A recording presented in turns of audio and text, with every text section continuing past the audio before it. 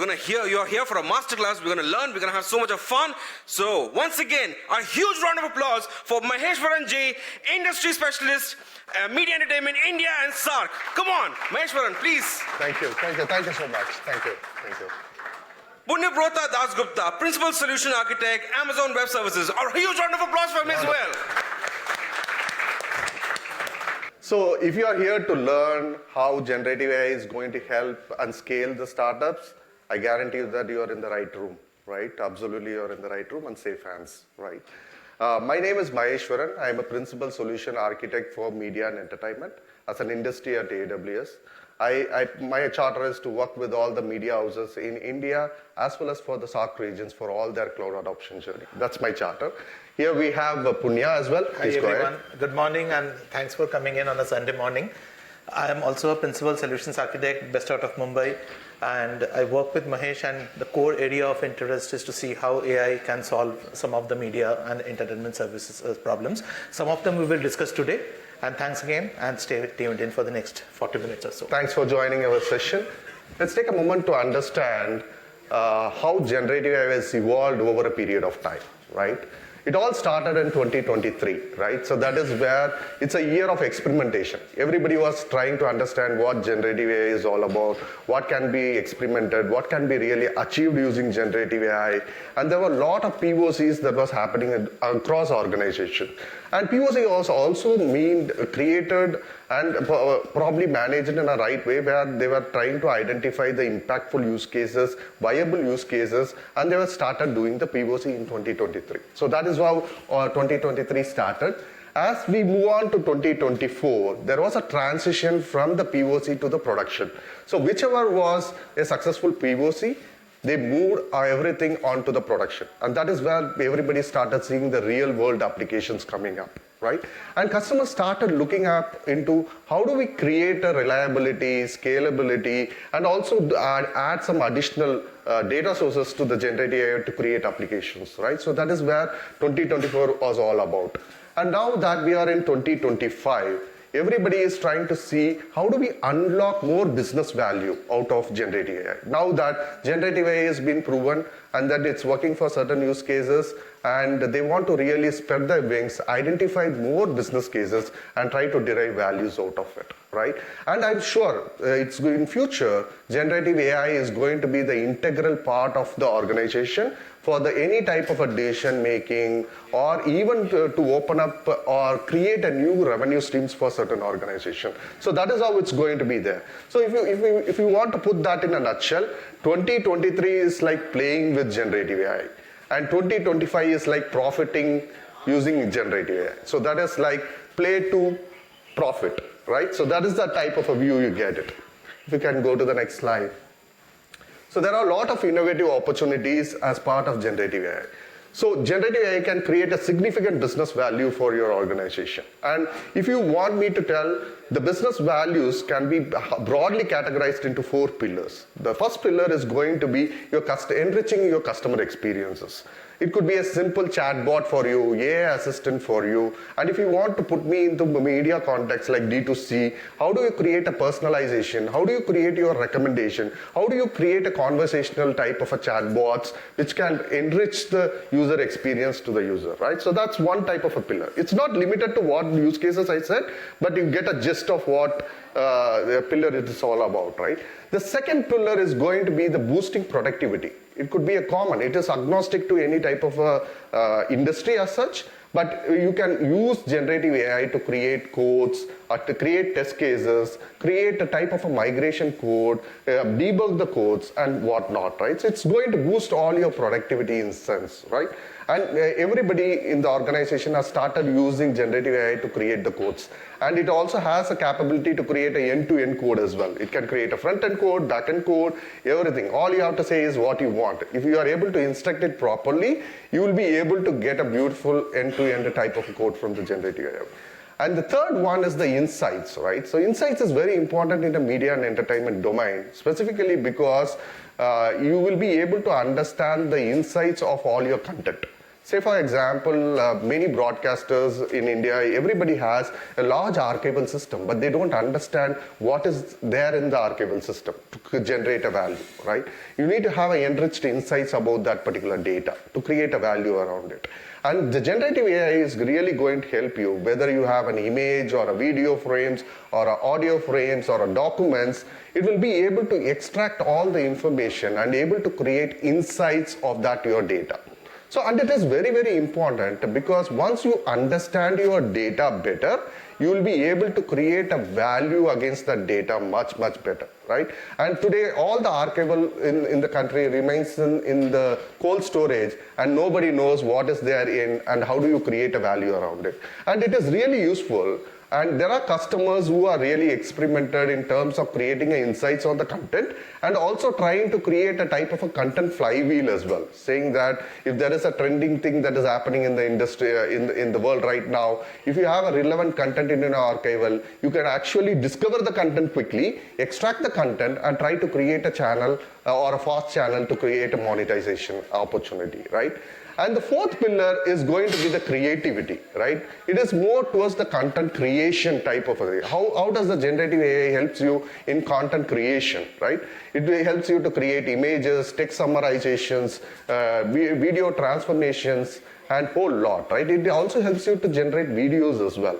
And it also helps you to create a topic transitions, for example, headlines or whatnot, right? So you'll be able to do a lot of things in the creative space. And it also helps you in storytelling and also realizing that particular storytelling to the real, say for example, from the script to the video, right? If you want to generate it, you can create a pipeline to have the complete end-to-end pipeline to generate those things. And generative AI is going to help you on that, right?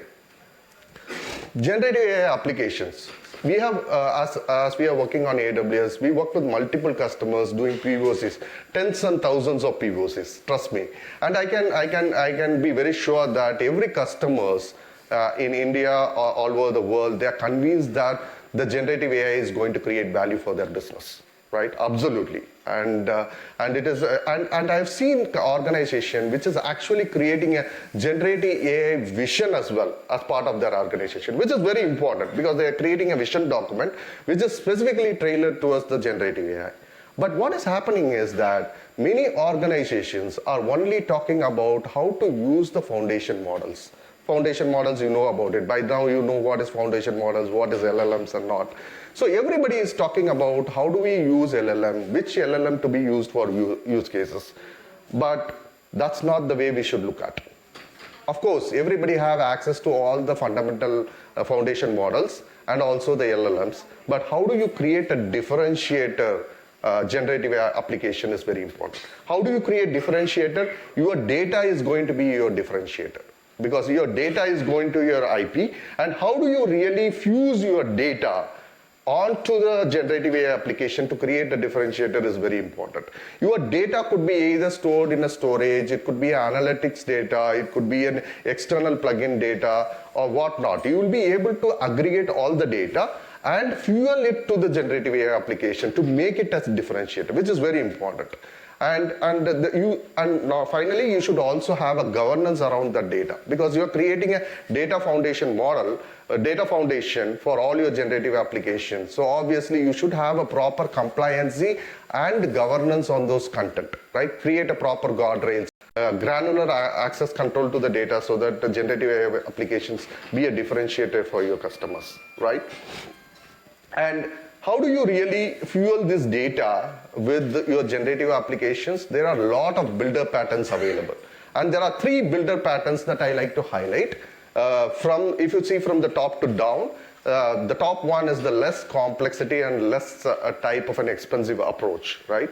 It is called a RAG, so probably a retrieval augmented generation. It's basically linking your external data and augmenting it to an LLM to get the particular response. It's going to be a very, very easy method to get the response for you, where you can also plug in your external data to do that. That's one way of fusing your data onto creating your generative AI application.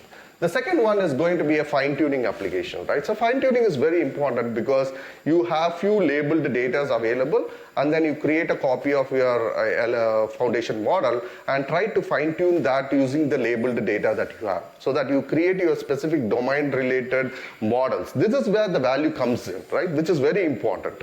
It's not only the foundation model, but it also data plus the foundation model, which is very important.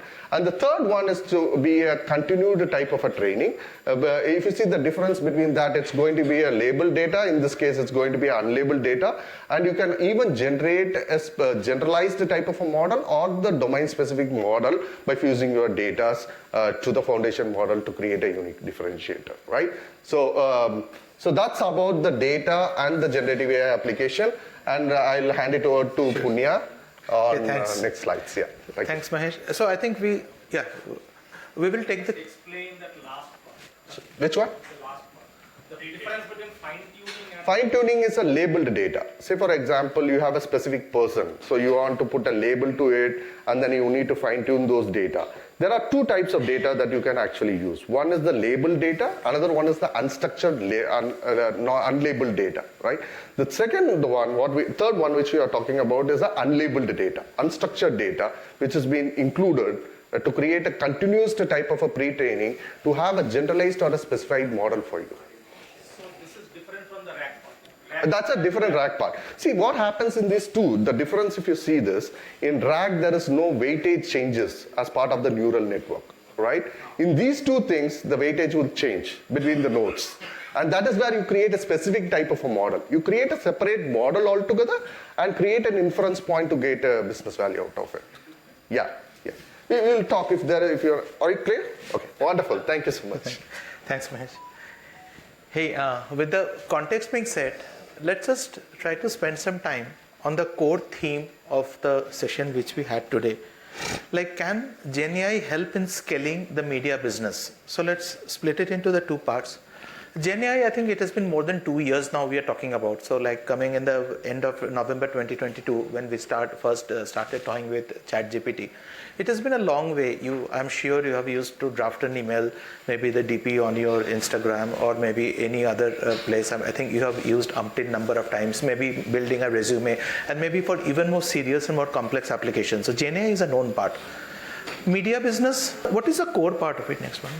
If you see, and while I talk, I just wanted to illustrate it through this. This is an AI created video.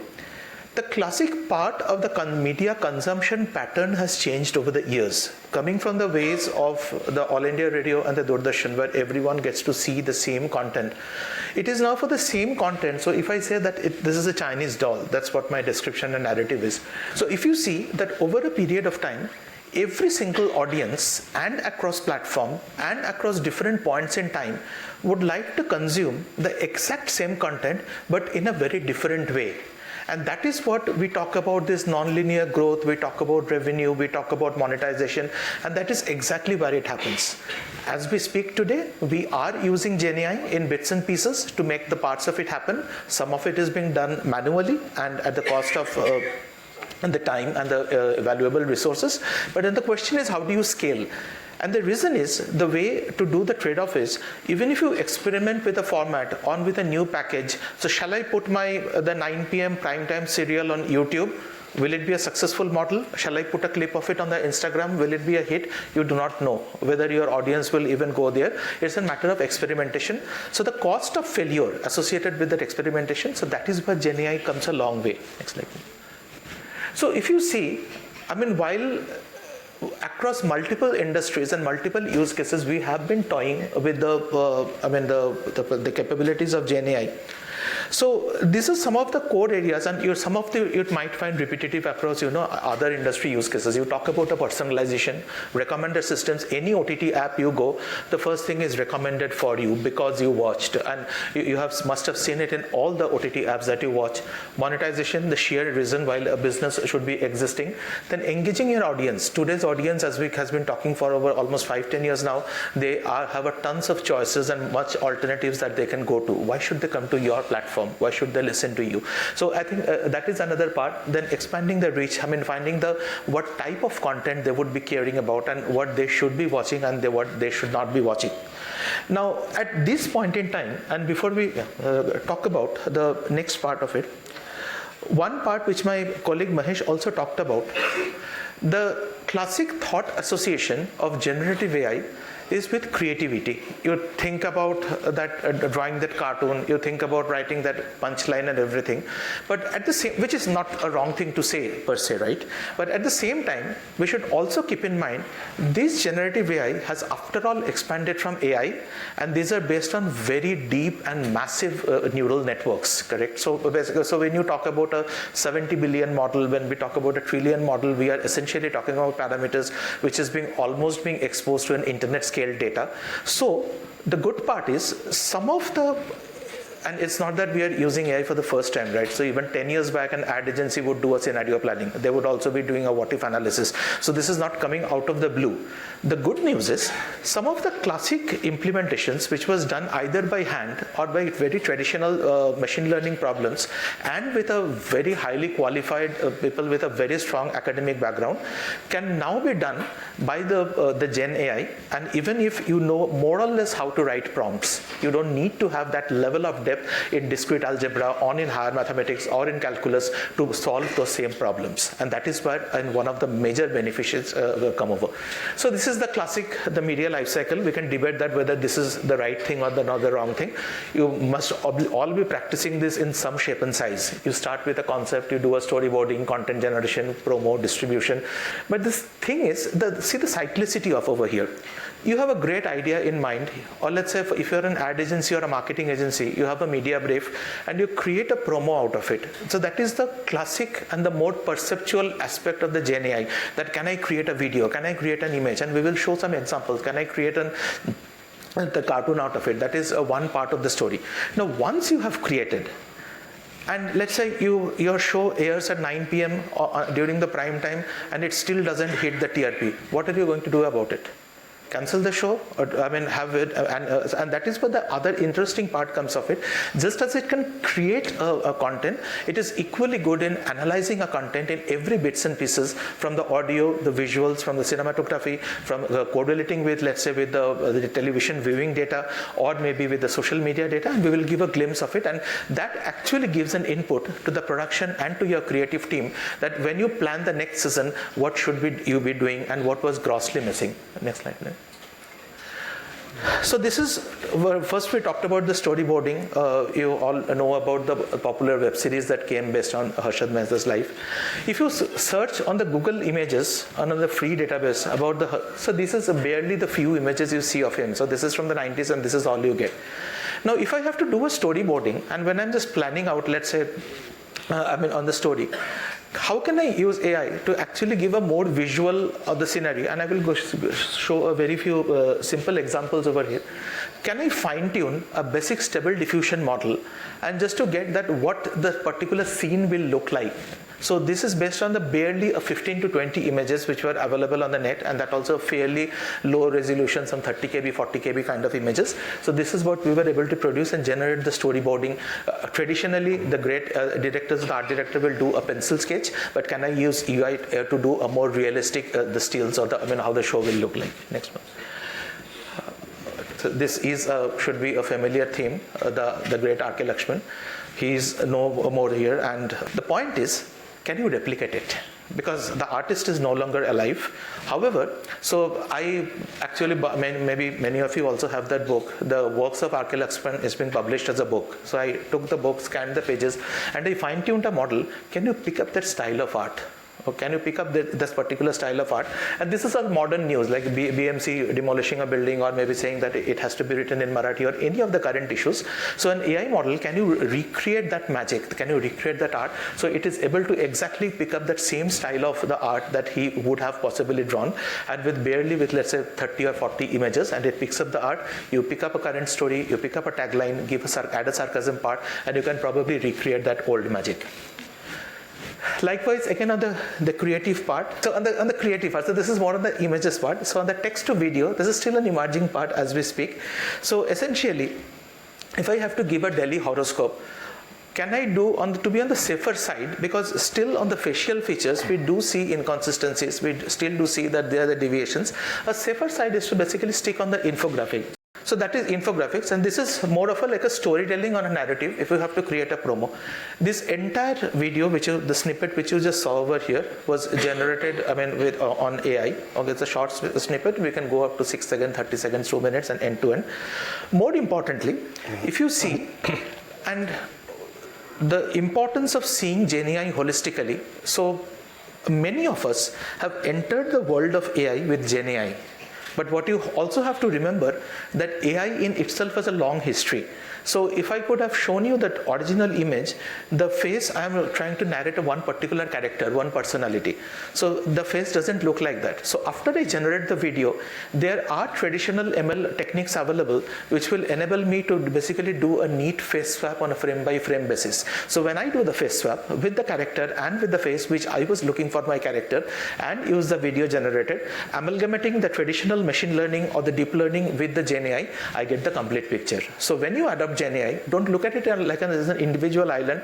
Merge it with all the traditional aspects of the AI and with other computer science, or maybe the computer vision, or with the digital signal processing, with the audio perspectives in particular, and you will get a much solid result and a scalable result. Next one.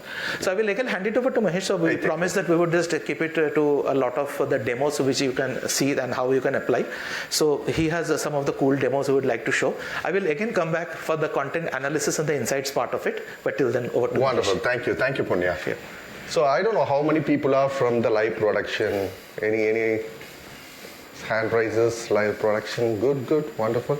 So if you could see this, right? If you can play that video. So traditionally, if you want to create a type of a live production on a ground, right? You have a complete crew going there. You have a lot of cameras. There are two people talking. Almost I see 5-6 cameras here, right, around. So the idea is that how can AI really help us in terms of acquisition, a low-cost acquisition, and also help us in the downstream production. So this is a concept where you have a single wide camera, wide-angle camera, which captures the two people speaking, and then you can actually say the region of interest that you are interested in. Say, for example, not only the region of interest, but also the object of interest as well. So if you say that I'm interested in this particular portion of the video, and then I want to create a separate multi-camera output from this single stream, you can actually do that. Today we are actually labeling it as a speaker 1 and then speaker 2. And then you can even do the edit, saying that whether you want to create multiple bounded boxes of your area of interest or the object of interest. And then you can say that I want to create a stream from a single stream acquisition to a multi-stream acquisition. And imagine, this is going to be very powerful because you no need to carry multiple cameras onto the ground. It's going to be very cost effective, and you take only one stream onto the cloud. You use the AI power to create a multi-camera output. The other biggest downstream advantages you get is when you see this loading, it means internally it is trying to create a multi-camera output, right? And the other bigger advantage in the downstream that you get is that once you create these multi-streams onto the cloud, you can actually use AI to do the switching capabilities. Say, for example, there are two people in the frame who are both on the region of interest, and you want to have that as a separate stream and pushed into your PCR. But at the same time, which stream do you need to really focus? Right? There are multiple ways the agents can really help you. The one way is that, say for example, whoever is speaking has to be the focus. So AI can identify the speaker direction and it can automatically switch the streams for you. You don't need to really have a manual switching. You can actually use speaker directions to switch the stream. And I can give you another very good example. If there is an orchestra that is happening, right, in a big podium like this, then you will have a piano, guitar, and a singer, everybody. Imagine that you create a separate multi-stream for each musician, and then you take the audio classification to see whether the piano is played or whether the guitar is played or both is played, so that you can actually do a switching and a mixing and a graphics over about it. So all can be done using the AI for you, and it is going to be much more effective and cost effective for you, right? So that's about the multi-camera, right? Just to give you a gist of how you create a single camera to a multi-camera output. This is again a different solution that we have developed. One is taking a live stream And then how do you really create a value around the live stream, right? So say for example, there is a live stream, a CEO is talking there, and in reInvent, and you get a real-time transcription happening. So we use Amazon Transcribe to get the real-time transcription for it. It supports multiple languages and all that stuff. And you can actually do the selection of the text to create a clip. So what happens is that as and when the event is happening, you will be able to do a selection of the text, create a clip, push it to social media platform as soon as possible. Today it's going to be hectic, right? You do a production, you take the file, you do a post-production, you do an edit, and then give it to you. And this is going to help you a lot because the transcription that is happening here is all time-coded for you. So exactly every word is going to be time-coded, and we are leveraging that particular time code to create a type of a clip, pushing it to the social media platform as quick as possible, right? So that's a great advantage. The other next one, all you see above is the type of a features that you can build over and above the live stream, right? So the other one is the creating a headlines itself. Based on the transcription that is happening, see, I'm talking here right now, I'm talking about giving different concepts and demos. You can actually create a headlines for those particular transcription. As and when anybody is making any announcement, you can actually create headlines using the generative AI, and you can actually pause it a little bit, and you can actually fire it to the graphics as well, to system as well. If you have a PCR, say for example, it has to go to a ticker or a lower third in the production, you can actually push this graphic system to the data source of the graphics so that it picks and applies the graphics and render it to the final output, right? So it's going to be very, very useful for you. And the third one is, the other one is you can even localize it. Say for example, you have two language channels happening. One is Hindi and another one is English, for example. The headlines can even be localized, and you can actually push it to the different type of graphic engine which is covering both English and Hindi for you. And the second one that we were talking about is as and when there is some type of an event that is happening, the generative AI, you can ask generative AI to create some type of a polling questions to all the users to get a type of a feedback about the event, right? So it will actually generate all the questions for you automatically, and the user can say, the producer can say which type of questions can be fired to all the users. So we have a technology behind which is interactive video services to create a type of an inclusive video experience where these type of polling questions can be given as an interactive signals to the users where they can give a feedback, and then you can take that feedback and even refine your content if it is required. The other one is basically the topic transitions. So when there is an event is happening, there will be multiple topics which will be spoken. So generative AI can really help you to really understand at what place the topic is being transitioned, and every topic transitions, you will be able to create a clips against that. And not only the clips, by the way, you can also see the topic classifications, and you can create the taxonomy for it, and also you can create the sentiment of that particular topic as well. So and also the impressive tags that will be useful for you when you publish it to the social media platform. All these can be generated using the generative AI. The other one is the key moments, right? So probably the chapterization is different from the key moments. If there is a key moment, it's like announcement happening and the people are clapping on some type of an announcement that is happening, that's going to be a key moment for you. So ideally, you identify those key moments using the generative AI and create a clips accordingly. And these are the very good clips to go to the social media platform as quick as possible, right? And the third one is we have also integrated some type of an analytics to it. When there is a speaker talking, how many unique words have been used, how many words he is speaking in a minute, right? What is the vocabulary richness that he has, whether a unique word spoken in a minute or a sentence, sort of a thing, right? So we do some type of an analytics, and we also give you a sense that which word has been repeated every time. If you take this session, generative AI is going to be the topmost, right? So obviously, so you will get all those analytics information as well as part of it. So it's going to be a single control plane for you to get all the values around it. And whatever you see in the top, right, you should assume it like an agentic workflow. Probably you would have heard about agentic multiple times, and you could see each and every tab in the above is being managed by a single agent, right? And if you want to add additional feature to it, it is going to be another agentic workflow for you. So it's going to be beautifully have an incremental value on this one. Okay, all right. The third one, the last one for me, is the vertical video. How do we use generative AI to transform the horizontal video to a vertical video? So today, there is a steady rise in the usage of the vertical video whatsoever. People using Instagram, Reels, they don't see the horizontal video for 1 hour, but they see the Instagram or Reels for 2 hours, right? So the vertical video is very, very, very, very popular, and it has been engaging. Now, the reason behind is that the experience of the vertical video is also extraordinary, because the format exactly fits to the device orientation, because this is the natural orientation of the device, right? If you are able to have the content in the natural orientation of the device, it's going to help you. And the third important reason is that all the social media platforms are also encouraging you to create the vertical video, be it YouTube's or the Instagrams and TikToks. Everybody encourage you, the content creators started creating the vertical video for you.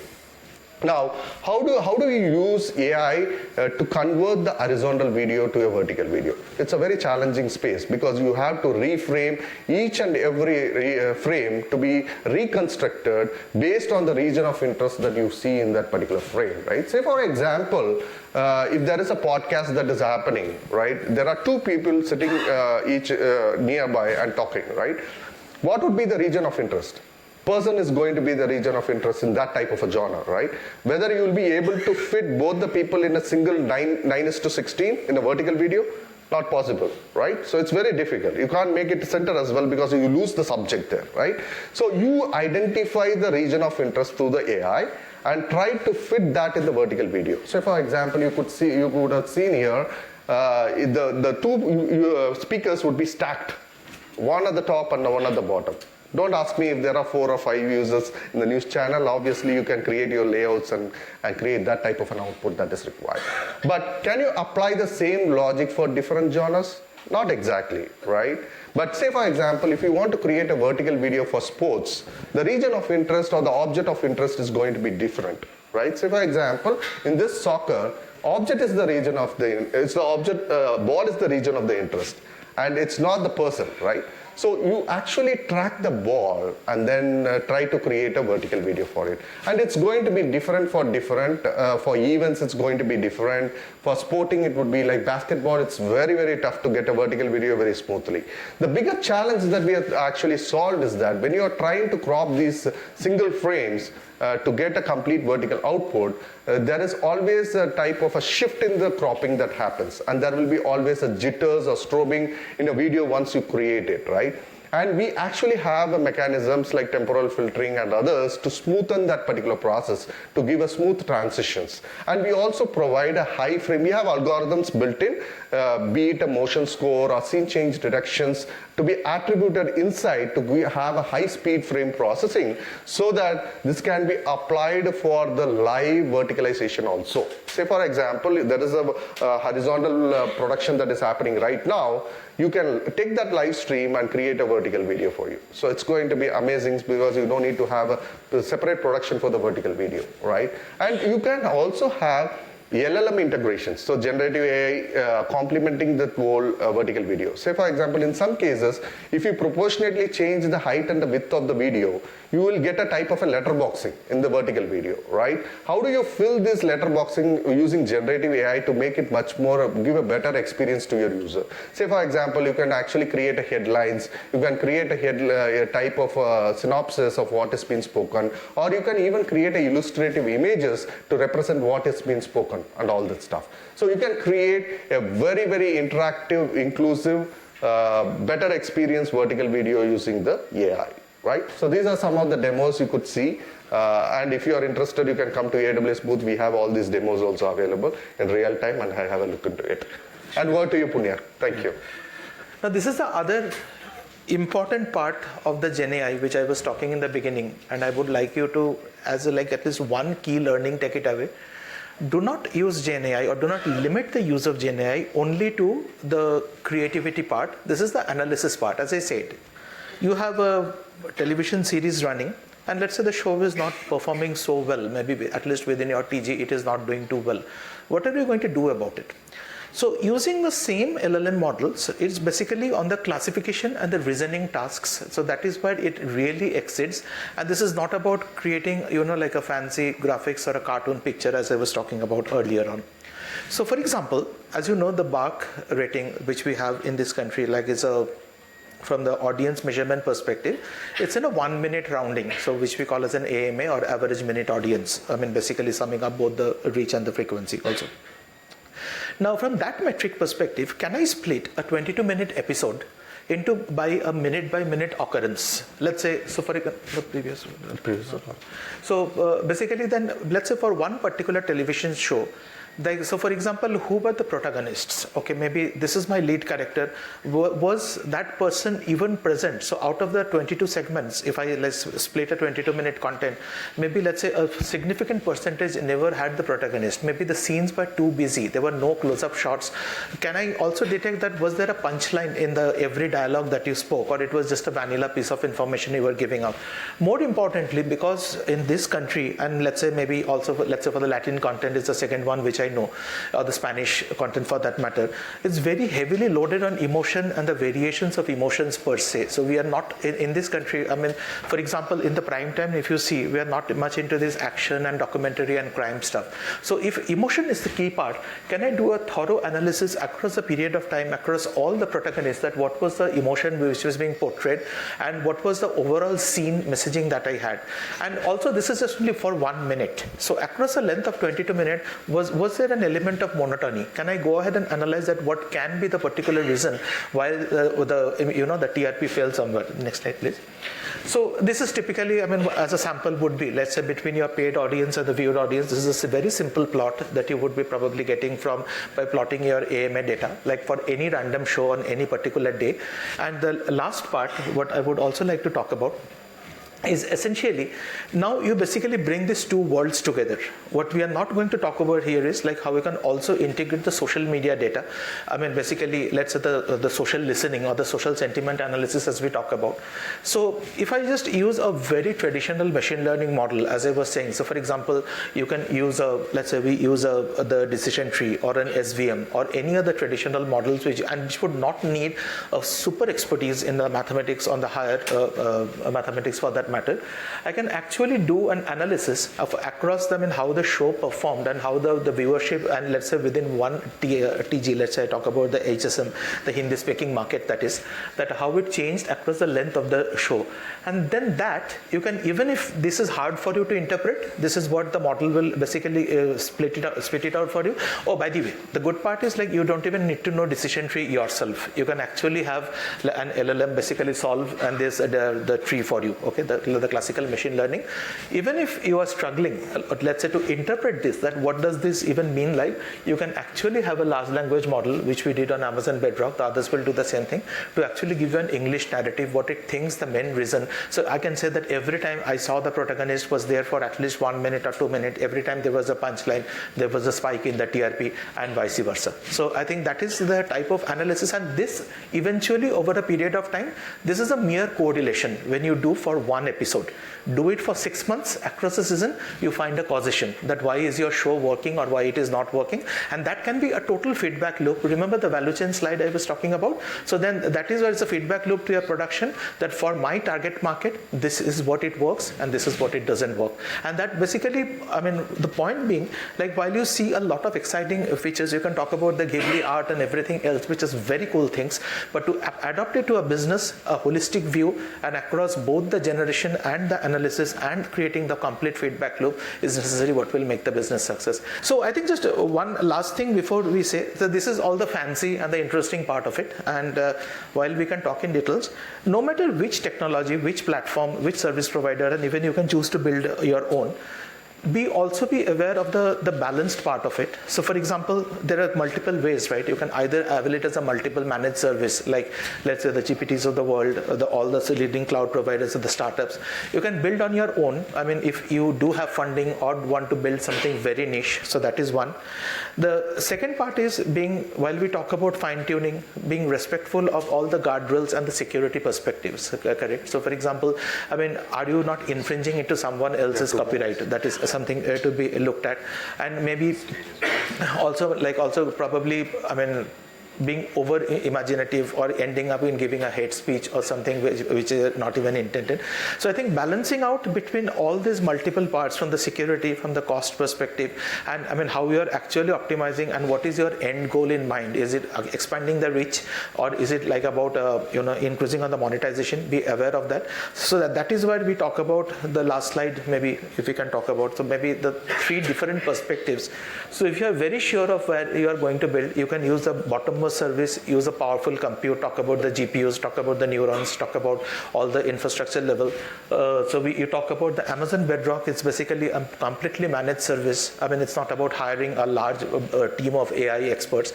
You can start on your own simple REST-based, Python-based SDKs, which you can play with a large set of models and get started with your journey. And then also we have the even pre-built and even matured applications on the Amazon Q stack. So, and just to touch on the Bedrock, right? So it's a single API which gives you access to all the foundation models, right? All possible foundation models.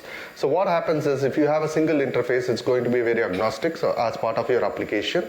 Because one LLM is not going to solve the problem. And obviously the accuracy, performance, cost really drives the factor of you selecting the LLMs, and it may always change over a period of time. And that's why we have a Bedrock, which is a single API using which you can use multiple LLMs to solve your problem, right? So that's the whole thing. So these elements, these are these 8 elements that we talk about is fairly standardized, and I mean the perspective of it, what is really important to your business, and from the point of view being where you can basically end up violating something, right? So this is fairly well defined. It's proper general guidelines that you have. These are right? general guidelines here. So for example, fairness, right? You need to, when you want to train the data, you need to have a diversified data to really train, right? If you have anything which is specific to some group, then it becomes a biased, right, type of a response. And similarly, privacy and security, you need to have a proper guardrails when you're trying to create. I touched upon it a little bit as part of the data foundation, but you need to have a proper security guardrails for your content. Say for example, there is a prompt hijack that can happen, or you can ingest prompt ingestion, jailbreaks can happen. So how do you create these type of a guardrails to create a type of a responsive output, right? From in essence, that AWS gives you the complete tools for you to have a responsible AI, generative AI application built, right? So we have all the tools available to take care of these things. Yeah. Thank you so much.